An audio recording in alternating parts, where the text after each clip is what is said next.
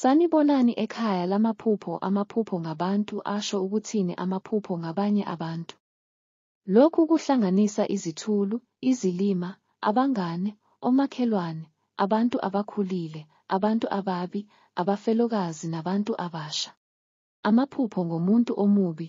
Uma uphupha ubona abantu ababi, kuwuphawu oluhle futhi uzoba nenhlanhla kunoma yini oyenzayo. Nisale kahle.